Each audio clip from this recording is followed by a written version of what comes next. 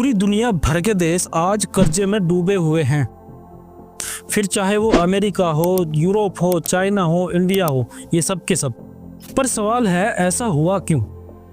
चलते हैं 1970 में, जब पैसा गोल्ड से लिंक था। मतलब जितना पैसा छापना है उतना गोल्ड आपके पास होना चाहिए। पर तब के अमेरिकी प्रेसिडेंट रिचर्ड निक्सन ने सोचा कि पैसे का लिंक गोल्ड से हटा देना चाहिए। मकसद था जब जितना पैसा चाहे उतना पैसा छाप सकते हैं।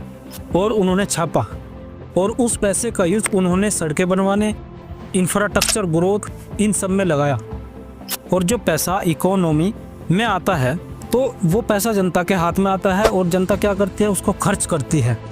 और जो बाकी बचता है वो बैंकों में जमा करते हैं और बैंकें उस पैसों का क्या करती है, फिर से उधार देती है, या तो जनता को या सरकारी बॉन्ड खरीदने में। और जब सरकारी बॉन्ड खरीदे जाते हैं तो वो पैसा सरकारों के पास जाता है और सरकारें फिर से उन्हें ग्रोथों में लगाती है और फिर से वो जनता के पास आता है। यानी ये चक्कर चलता रहता है। अब इस चक्कर के चलते चलते हालात ये हो गए हैं कि $300 ट्रिलियन का तो कर्ज हो गया और कमाई सिर्फ $100 ट्रिलियन है। मतलब 3 गुना ज्यादा खर्च हो गया है। और ये इतना ज्यादा है कि कर्जा लौटाना तो दूर, सरकारें अब ब्याज भी नहीं दे सकती। और अब हालात इतने गंभीर हैं कि सरकार के पास सिर्फ 3 ऑप्शन बचे हैं। या तो पैसा और छापे, और पैसा और छपा तो महंगाई बढ़ेगी, और महंगाई बढ़ी तो जनता का गुस्सा फूटेगा।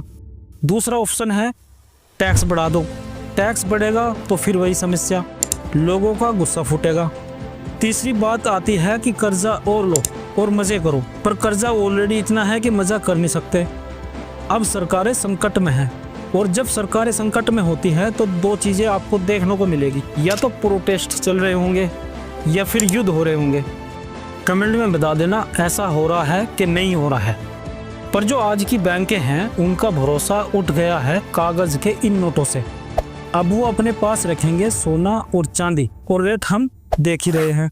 मतलब पूरी दुनिया अब बबल में है। पहले क्या फूटेगा कमेंट में बताओ। वीडियो अच्छी लगी हो तो वीडियो को लाइक, शेयर और सब्सक्राइब करना ना भूलें।